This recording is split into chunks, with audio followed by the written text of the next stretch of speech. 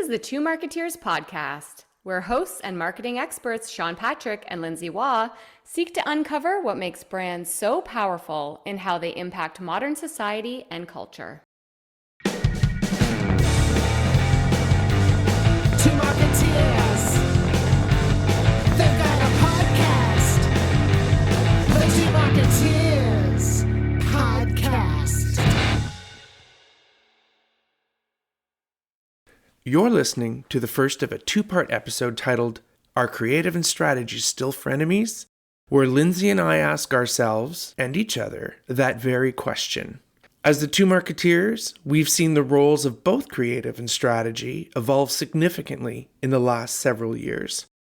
The question is, how much have they evolved, and what does that mean for the people in these roles? We hope you enjoy our conversation. Hi. Hi, Lindsay. Hey. Hi, Sean. How are you? I'm good. How are you? I'm good. Yeah? Yes. Good. The fact that we just said, let's just give it a try, what can go wrong, is it's a clear indicator this is going to be great. That's the name of our new podcast. What can go wrong? No, let's just give it a try and see what goes wrong. It's like a country music title. Let's just give it a try. We're going to see what can go wrong. Okay. We are warmed up. Didn't Taylor Swift start in country music? Is this my big break? This is it. Is it? Yeah. At the young age of 40. 77. 77. You know how they do your 77. biological age?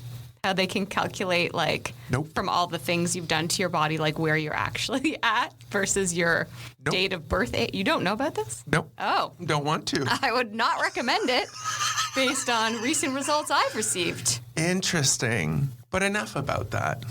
We're back in studio. Thank you, Yeah. Staples. Thank you, Devin, my savior. I think I've lost 50 pounds in sweat this morning because every technical thing that could go wrong went wrong. Stop showing off. Great. Let's take a breath. Namaste. So let's get to it. Okay. We're talking about, we've been, the whole season's about designing experiences. And I think today I want to focus on, and you stop me if you disagree, the role of creativity in marketing now. Yes. Or even the word creative. It's a noun for us marketers. It's an adjective. It's a verb. Yeah. It's not a What verb. does that mean? Exactly. Yeah. What is the role of people who do what you and I do? What did it used to be? What is it today, and what does it need to be? Because it just seems really blurry. Right. I would agree. What do you see as sort of the biggest change you've seen since, maybe when you first started out or you first aspired to be, before you even knew you wanted to be a strategist? I think you knew you wanted to get into marketing. Right. Yeah. So I've been in marketing and advertising in the agency side for like 18 years-ish. So when I first started, it was all about like the big sexy idea. Like we're selling big sexy ideas. Like that's it. What's the most like outrageous thing? What's the craziest thing we can do? What's the big it was always like, what's the big idea? And I was like, what's a big idea? Like what makes it a big idea? And that was like a very, I think, sexy time for creatives and for creative because they were on this pedestal. And as a strategy person, it was all around like whatever I can do strategy-wise to sell to the creative. It was like you backfill the strategy to support the creative idea. Yep. And we were just, if you had to visualize it, it felt like we were following around creative people. Like, what can I do to support you? You tell me, I'll grab a stat. Like, if you need a key stat so that we can sell in this idea, I'll go get it. But like, it was all about what the idea was. Yes. Yeah. Can I ask you something? Sure. Did you believe it was secondary to the idea? Yes. Okay. Yeah. I just want to make sure. And Okay. we all knew that. Like, the pecking order, right? Like, it's not, like, it wasn't Clients like not that. paying for strategy. No. If anything, they wouldn't pay for it. What back is that? then. What Yeah. even is that? Yeah. What is that? That was now? the beginning. Yes. In the beginning of my career. I think you're totally right. Yeah. And then about 10 years later, we became super obsessed with data, right? That was like big data, all the data points Yeah. because of digital and being able to collect information Yeah. and brands and businesses being able to know more about their consumers. Then we became so obsessed with analytics and what data points we could get, and then what those data points said, and like how we triangulate them to try and give like the creative a little bit more focus based on all the data we were seeing, Right. which was like a tsunami, right? Like then all of a sudden it was like there was so much data, and then they just didn't know what to do with it. Yeah, I'd even say you had clients who had invested in the Right. technologies that promised data, that promised reports, and that promised results. That's right. And that was it was a hard time in strategy because the thought was that you could literally make use of each and every data point you found. But I think strategy's role is a lot about decision making, like which points you're going to pull out and why, and how those points come together to help focus the creative a little bit more against what we're seeing. Yep. And strategy is about making decisions. You can't take into consideration every little piece of information ever made available on the internet. You know? I think that's an interesting point because I believe that's where human intelligence comes in. Yes. Right? It's the art of strategy versus the science. Yes. The science is what goes in. The art is how it's processed and turns into solutions, Yes. strategies, possible ways of fixing the problem that you've identified. That's correct. Yeah. I remember the days so clearly when all of a sudden it was like the return of that idea. How do you measure it? And we were like, what? Like, it was a EDM festival. Like, people loved it. And it was like, well, prove that drove real results. I do have a question. Yeah. When you said it started to be challenged, let's talk about who was challenging it. Who, Yeah, clients. and clients who were marketing departments, clients who were right from the top. I'm just curious. Yeah, I think it started to be everyone. Like, I think it started with finance almost. Okay. In a lot of, if I'm going to give you certain buckets of money, you better tell me how those buckets of money are driving results for the business. So like finance starts to get involved with regards to budgeting. Then I think marketers and big brands at that time were just as nervous as we were to say like, well, I've also, as the marketer of a brand on the brand side, never really been responsible for proving the results of that work. Yeah. So then they started to go to their agencies and be like, prove to me that these ideas are driving results because I'm getting challenged within the business to prove it. And I've not had to do that before. Right. And now in the last year or two, it's been a shift from like data to technology. So it's like, we have AI tools available. Like, what is AI going to do with everything? And like, human brains can't process that amount of data, but like artificial brains can. So they could just write the brief for you. And so they comb the internet for all of the million data points and can actually triangulate it. And we can just use artificial sources to create strategies. Right. So it went from like art to data to technology. And I think the ever-changing role of like creative and strategy is like, what's the human element in all of that? Yeah. And it still seems to me that it's over to kind of strategy's role to help focus creative amidst this ever-changing and insanely overwhelming world of data and tech. Okay. I mean, when I think about the changing role of strategy and creative and how it's kind of gone throughout my career, that's my high-level view of the major changes. But knowing that you're our resident creative in the room, the guy who's literally in the hot seat, like, what is your perspective on the changing role of creative over the course of your career, I suppose? Yeah, course of my career. Yeah. And even before that, I think my initial answer is as creatives, we are living a legacy that no longer works. Interesting. Okay. How so? Well, you're going to laugh at me, but I wrote something down because I'm like, how do I set the stage that kind of says we're existing within this construct Yeah. of a world, a marketing advertising world that hasn't existed for about 30 years. Right. In the form. So here's what I wrote, okay? The role of creative in marketing has changed. How? Okay, so take a moment. If you can't see, Sean's reading off a paper. Yeah. At the right here. moment. Okay, Yeah. because I'm a creative. I love it. Creative was number one. Okay? Back in the day. Top tier, biggest moneymaker, hands down. Marketing was all about advertising and selling and creating campaigns. So with me so far? With you, yes. Creative, air quotes, was an exclusive department in an advertising agency, often referred to as an ivory tower. Think Madison Avenue, think Don Draper, right? Yeah. Think $1 million budgets. Ooh, back then. Mavericks, outlaws, rebels, and rock stars. The creative department was an agency's inner sanctum of brilliant creative minds. A pressure cooker for award-winning $1 million ideas. To be part of it was to be envied. Many wanted in, but very few were worthy. The creative it produced was an agency's most valuable asset. Everybody knew it and knew it had to be protected from the top down. Yeah. Today, not so much.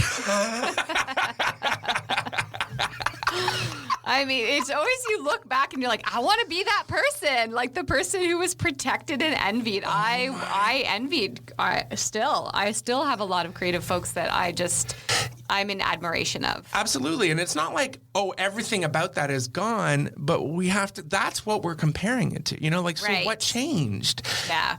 And I think it's exactly what you said. It used to be about the selling of ideas.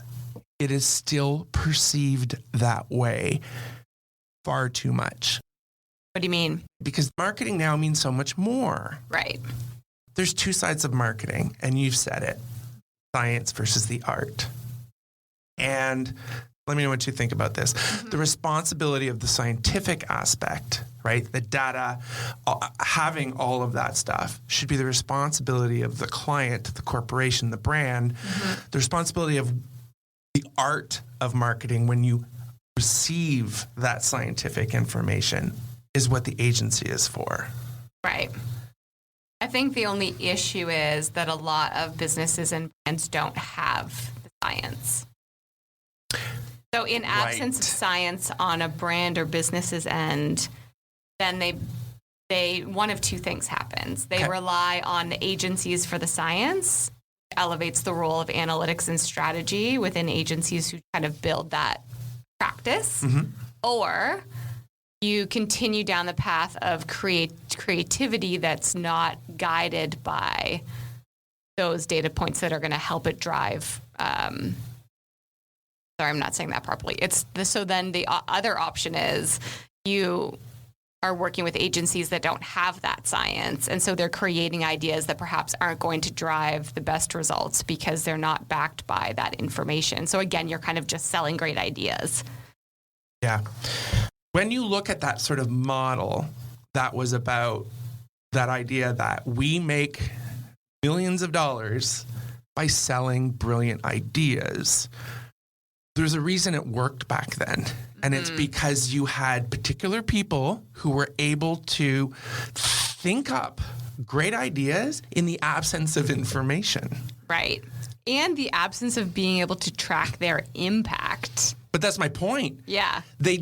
Like not only information to inform the idea, but information, as well on the just other this world end. of, like you said, then data exploded. Well, back then, the Don Drapers, I remember thinking, like, when Mad Men came out and people were like, do you watch it? And it sounded so arrogant, but I'm like, the last thing I want to do is see someone who apparently does my job, but 10 times better. Yeah. And, I don't drink or smoke at work. And, I'm faithful to my wife, so it's pretty boring.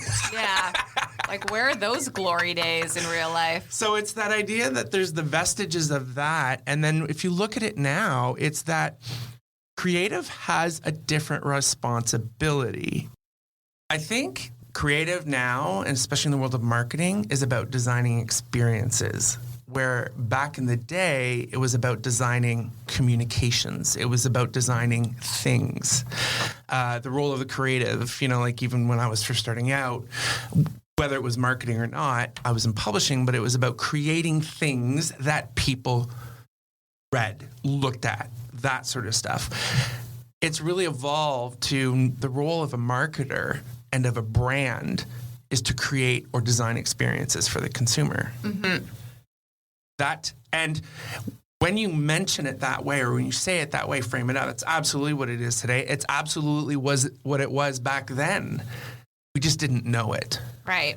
We didn't ever have to go beyond the amount of information of understanding how some advertising behaved, how many eyeballs saw it. Like, it was very, rudimentary, and it was also, a lot of it was assumed. So the role of creative was a very fun role for very creative people whose job it was to come up with a big idea and sell it.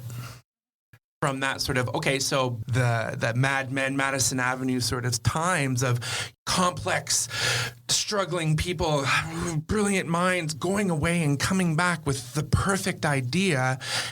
What is it now? Does that still work? Well, when I started in marketing, it was still all about those big ideas, right? It was all about the big sexy idea. It was still very like Mad Men-ish feeling days where it's strategy supporting creative and selling their ideas. Like, how can we make the client believe this is a good idea by using strategy? And then when, big data and analytics start coming into the mix, so you launch a lot of digital and you start to see all these insights around what people are doing, not only to guide the creative, but also then to prove the results of what that creative did for the business or the brand. And then it was also like, well, then use data to prove that creative works. So then no longer could it be like, this is just an amazing, sexy idea. It was like, well, if it's not going to drive results, then we don't want it. And so that's when I think creativity really started to be challenged. Right. Under the lens of driving business results and proving that it worked. The role of a creative no longer can be isolated to someone within a team who's proven themselves for coming up with great ideas that clients buy. Yeah. Creative is no longer a bucket/role. It needs to really expand for a lot of reasons. Mm-hmm. Collaboration, Madison Avenue, Mad Men, that's what creative was because there was no information. Yeah. It was so limited. You just had to give it to one brilliant person to come up with a great idea that was good enough for the client to buy and sell them that idea and make the money on doing the campaign. Wouldn't that be so fun? Yeah, especially the drinking and smoking part. That would be like totally the best, right? You got to do what you got to do. So, I'm going to ask you a question. Okay. Do you actually believe that strategy and creative are separate? I do not. Thank you. Should we just say it? So the best experiences I've had in my career have been when strategy and creative were in lockstep together. And it only really started to happen 5 or 6 years ago. So this is like I've gone through like 12 years of my career before any of this started to happen.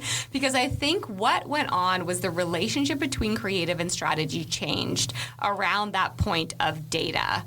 So once creatives realized the value of what strategy people can provide in helping to guide the ideas because they know at the end of the day they're going to be asked about the results of those ideas. Yes. Then they started to be more open to that collaboration. Fair. And like in that time, I can remember the day actually when this happened.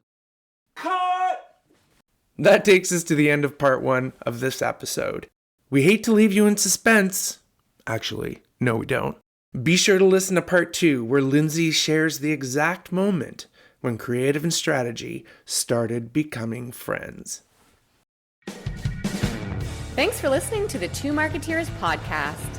New episodes launch every 2 weeks. Find the Two Marketeers podcast on Apple Podcasts, Amazon Music, or wherever you like to listen. And be sure to rate and subscribe. Listen on our website, thetwomarketeers.ca, or you can ask Alexa to play the Two Marketeers podcast. Want to keep in touch? Follow the Two Marketeers on LinkedIn or at Two Marketeers on TikTok. We've always got something to share.